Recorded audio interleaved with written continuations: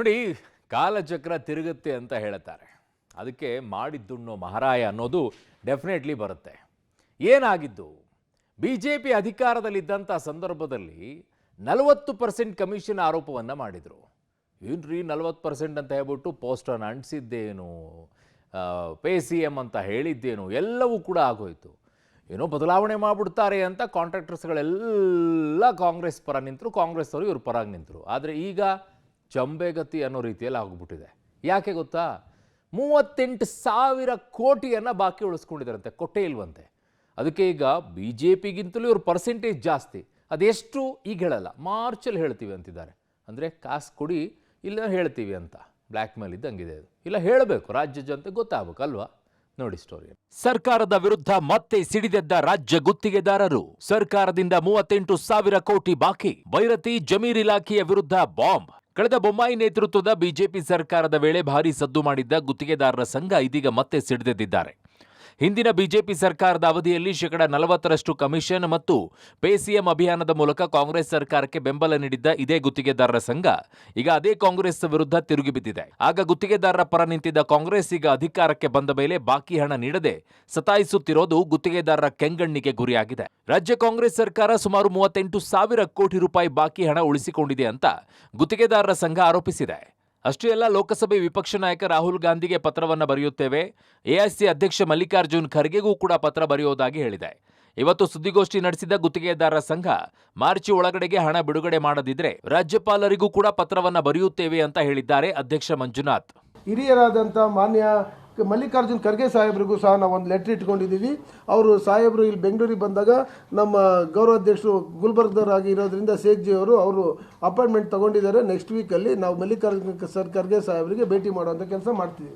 ಅದಕ್ಕಿಂತ ಮುಖ್ಯವಾಗಿ ನಾವೇನಾಗುತ್ತೆ 5-3 ನಾವು ಏನಾದ್ರು ಇದಾಗಲಿಲ್ಲ ಅಂದರೆ ನಾವು ಡೈರೆಕ್ಟಾಗಿ ನಾವು ಗವರ್ನರ್ಗೆ ಅವ್ರಿಗೂ ಸಹ ಇವತ್ತು ಅಪಾಯಿಂಟ್ಮೆಂಟ್ ತೊಗೊಳೋದಕ್ಕೆ ನಮ್ಮ ಕಾರ್ಯಾಧ್ಯಕ್ಷರು ದಿನೇಶ್ ಅವರಿಗೆ ನಾವು ವಹಿಸಿದ್ದೀವಿ.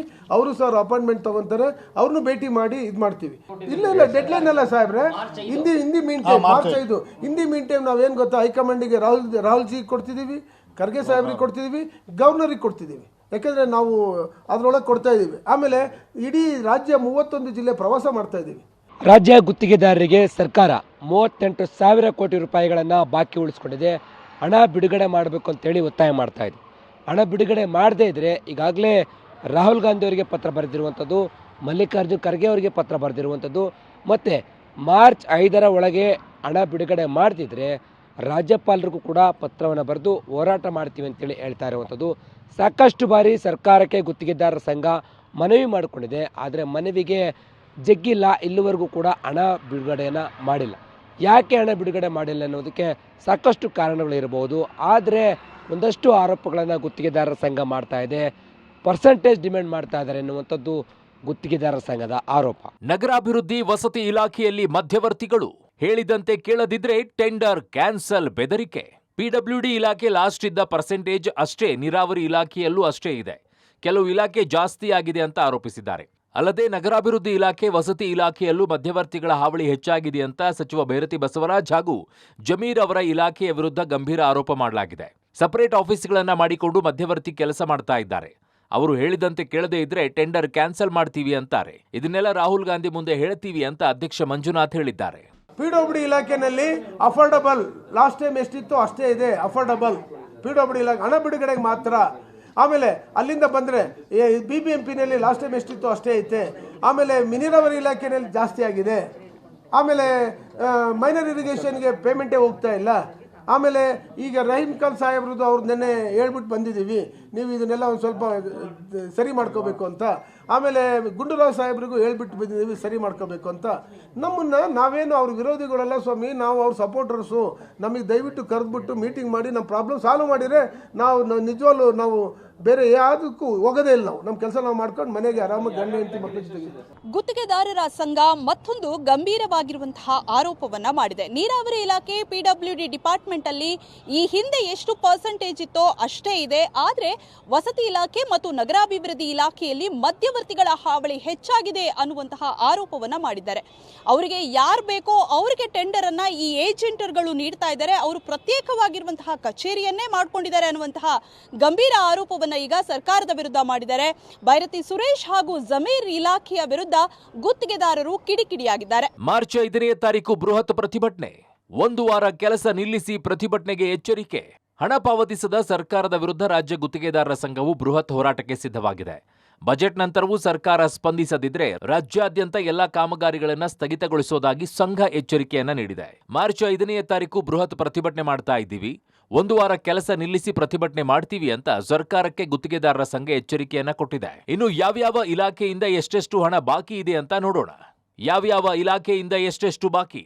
ಪಿಡಬ್ಲ್ಯೂಡಿ 8,370.76 ಕೋಟಿ ಬಾಕಿ, ಜಲಸಂಪನ್ಮೂಲ 13,000 ಕೋಟಿ, ಆರ್ಡಿಪಿಆರ್ 3,800 ಕೋಟಿ, ಸಣ್ಣ ನೀರಾವರಿ 3,000 ಕೋಟಿ, ನಗರಾಭಿವೃದ್ಧಿ 2,000 ಕೋಟಿ, ವಸತಿ ಮತ್ತು ವಕ್ಫ್ 2,600 ಕೋಟಿ, ಕಾರ್ಮಿಕ ಇಲಾಖೆ 2,000 ಕೋಟಿ, ಜಿಬಿಎ 2,600 ಕೋಟಿ, ಒಟ್ಟು 37,370.76 ಕೋಟಿ ರೂಪಾಯಿ ಗುತ್ತಿಗೆದಾರರಿಗೆ ನೀಡಬೇಕಾದ ಹಣ ಸರ್ಕಾರ ಬಾಕಿ ಉಳಿಸಿಕೊಂಡಿದೆ. ರಾಜ್ಯ ಗುತ್ತಿಗೆದಾರರ ಸಂಘ ಸರ್ಕಾರಕ್ಕೆ ದೊಡ್ಡ ಎಚ್ಚರಿಕೆಯನ್ನ ಕೊಡ್ತಾ ಇರುವಂಥದ್ದು.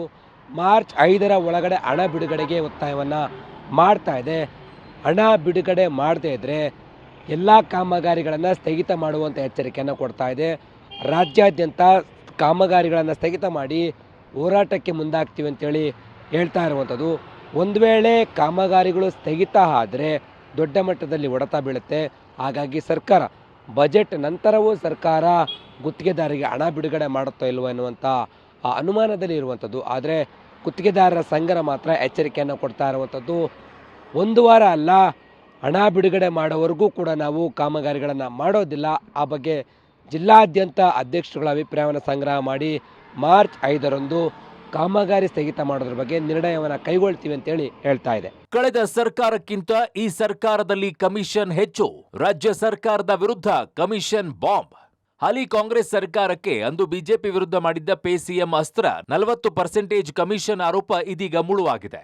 ಹಾಲಿ ಸರ್ಕಾರದ ವಿರುದ್ಧ ಇದೀಗ ಕಮಿಷನ್ ಬಾಂಬ್ ಎಸೆದಿದೆ. ಇದು ಸರ್ಕಾರಕ್ಕೆ ನುಂಗಲಾರದ ತುತ್ತಾಗಿ ಪರಿಣಮಿಸಿದೆ. ಕಳೆದ ಸರ್ಕಾರಕ್ಕಿಂತ ಈ ಸರ್ಕಾರದಲ್ಲಿ ಪರ್ಸೆಂಟೇಜ್ ಜಾಸ್ತಿ ಆಗಿದೆ.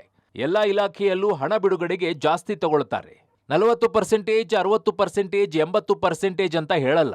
ಆದ್ರೆ ಹಣ ಬಿಡುಗಡೆಗೆ ಹೆಚ್ಚು ಪರ್ಸೆಂಟೇಜ್ ಇದೆ. ಮಾರ್ಚ್ 5ನೇ ತಾರೀಕು ಪ್ರತಿಭಟನೆಯಲ್ಲಿ ಸರ್ಕಾರದ ಪರ್ಸೆಂಟೇಜ್ ಘೋಷಣೆ ಮಾಡ್ತೀವಿ ಅಂತ ಬಾಂಬ್ ಹಾಕಿದ್ದಾರೆ ಸಂಘದ ಅಧ್ಯಕ್ಷ ಮಂಜುನಾಥ್. ಅಷ್ಟು ನಮಗೆ 40, 60, 50, 30 ಅಂತ ಹೇಳೋದಿಲ್ಲ. ಹಣ ಬಿಡುಗಡೆ ವಿಚಾರವಾಗಿ ಎಲ್ಲ ಇಲಾಖೆಗಳು ಜಾಸ್ತಿ ತಗೊಂತಾರೆ. ಅದನ್ನ ಮಾನ್ಯ ಮುಖ್ಯಮಂತ್ರಿಗಳು ಅವ್ರನ್ನ ಕರೆದ್ಬಿಟ್ಟು ಕಡಿಮೆ ಮಾಡಬೇಕು. ಅವ್ರು ಕರೆದು ಹೇಳಿದ್ರೆ ನಾವು ಹೇಳ್ತೀವಲ್ಲ, ಕಡಿಮೆ ತಗೊಳ್ಳಿ ಅಂತ ಅಷ್ಟೇ. ಈಗ ಅಲ್ಲ ಇಲ್ಲ, ಯಾಕಂದ್ರೆ ಅದನ್ನ ಕಡಿಮೆ ಇಲ್ಲ, ಮುಖ್ಯಮಂತ್ರಿಗಳು ಹೇಳಿದ್ದಾರೆ, ಮಿನಿಸ್ಟರ್ಸ್ ಹೇಳಿದ್ದಾರೆ, ಕಡಿಮೆ ಮಾಡೋಕ್ಕಾಗಲ್ಲ. ಯಾಕಂದ್ರೆ ಬೃಹದಾಕಾರವಾಗಿ ಆಲದ ಮರ ಬೆಳೆದ್ಬಿಟ್ಟಿದೆ. ಅದು ನಾವು ಹೋರಾಟ ಮಾಡಿ ನಿಮ್ಗಳ ಮುಖಾಂತರ ನಿಮ್ಮ ಸಹಾಯ ಇದ್ರೆ ಅದನ್ನ ಸ್ವಲ್ಪ ಕಡಿಮೆ ಮಾಡಿರಿ ಅಂತ ಅಷ್ಟೇ. ಕಳೆದ ಸರ್ಕಾರದಲ್ಲಿ 40% ಕಮಿಷನನ್ನು ಆರೋಪ ಮಾಡಿದ್ರು. ಈ ಸರ್ಕಾರದಲ್ಲಿ ಎಷ್ಟು % ಕಮಿಷನ್ ಇದೆ ಅನ್ನೋದನ್ನು ನಾವು ಬಹಿರಂಗ ಪಡಿಸ್ತೀವಿ. ಅದು ಮಾರ್ಚ್ 5ನೇ ತಾರೀಕು ಅಂತೇಳಿ 40% ಇದೆಯಾ, 60% ಇದೆಯಾ, 80% ಇದೆಯಾ ಅನ್ನೋದನ್ನು ನಾವು ಇಲ್ಲಿ ಹೇಳೋದಿಲ್ಲ. ಆದರೆ ಮಾರ್ಚ್ 5ನೇ ತಾರೀಕಿನ ನಂತರ ನಾವು ಅನೌನ್ಸ್ ಮಾಡ್ತೀವಿ ಅಂತೇಳಿ ಹೇಳ್ತಾ ಇದೆ. ಈ ಸರ್ಕಾರದ ವಿರುದ್ಧ ಕೂಡ ಗುತ್ತಿಗೆದಾರರ ಸಂಘ ಈಗ ಪರ್ಸೆಂಟೇಜ್ ಆರೋಪವನ್ನು ಮಾಡ್ತಾ ಇದೆ. ಪರ್ಸೆಂಟೇಜ್ ಇದೆ ಎನ್ನುವಂಥದ್ದು ಸಚಿವರಿಂದ ಸಮಸ್ಯೆ ಆಗ್ತಾ ಇದೆ, ಶಾಸಕರಿಂದ ತೊಂದರೆ ಆಗ್ತಾ ಇದೆ ಅಂತೇಳಿ ಹೇಳಲಾಗ್ತಾ ಇದೆ. ಅದರಲ್ಲೂ ಪ್ರಮುಖವಾಗಿ ಕಲ್ಯಾಣ ಕರ್ನಾಟಕ ಭಾಗದ 42 ಶಾಸಕರಿಂದ ಗುತ್ತಿಗೆದಾರರಿಗೆ ಸಮಸ್ಯೆ ಆಗ್ತಾ ಇದೆ ಅಂತೇಳಿ ಗೊತ್ತಾಗ್ತಾ ಇರುವಂಥದ್ದು. ಆ ಬಗ್ಗೆ ಕಲ್ಯಾಣ ಕರ್ನಾಟಕದ ಗುತ್ತಿಗೆದಾರ ಸಂಘದ ಗೌರವ ಅಧ್ಯಕ್ಷ ಜಗನ್ನಾಥ್ ಅವರು ಇದಕ್ಕೆ ಬಹಿರಂಗಪಡಿಸಿರುವಂಥದ್ದು. 42 ಶಾಸಕರ ಪಟ್ಟಿ ಮತ್ತು ಯಾವೆಲ್ಲ ಶಾಸಕರಲ್ಲಿ ಸಮಸ್ಯೆ ಆಗ್ತಾ ಇದೆ, ಶಾಸಕರು ತೊಂದರೆ ಕೊಡ್ತಾ ಇದ್ದಾರೆ ಅನ್ನೋದನ್ನು ಮಾರ್ಚ್ 5ನೇ ತಾರೀಕು ಬಹಿರಂಗಪಡಿಸೋದಕ್ಕೆ ಮುಂದಾಗಿರುವಂಥದ್ದು. ಒಟ್ನಲ್ಲಿ ಅಂದು ಪೇ ಸಿಎಂ 40% ಅಭಿಯಾನ ನಡೆಸಿದ್ದ ಕಾಂಗ್ರೆಸ್ ಇದೀಗ ಅಧಿಕಾರಕ್ಕೆ ಬಂದ ಮೇಲೆ ಗುತ್ತಿಗೆದಾರರಿಗೆ ಬಾಕಿ ಹಣ ನೀಡದೆ ಸತಾಯಿಸುತ್ತಿದೆ. 38,000 ಕೋಟಿ ಬಿಡುಗಡೆ ಮಾಡದೆ ಬಾಕಿ ಇಟ್ಟುಕೊಂಡಿದೆ. ಹೀಗಾಗಿ ಇದೀಗ ಗುತ್ತಿಗೆದಾರರು ಸರ್ಕಾರದ ವಿರುದ್ಧ ಸಿಡಿದೆದ್ದಿದ್ದಾರೆ. ಮಾರ್ಚ್ 5ರಂದು ಕಮಿಷನ್ ಬಾಂಬ್ ಸ್ಫೋಟಿಸೋದಾಗಿ ಎಚ್ಚರಿಕೆಯನ್ನ ನೀಡಿದ್ದಾರೆ. Lokesh, metro bureau, public TV.